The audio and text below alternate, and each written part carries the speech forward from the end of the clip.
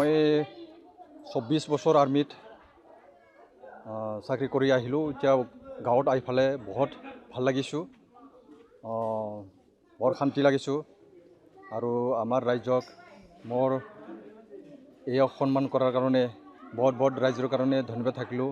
আজি আমাৰ এই বাগডোবা দলপৰা গাঁৱৰ বেগাৰ গাঁৱৰ super Rajen Basumatary army retire হৈ আহিল।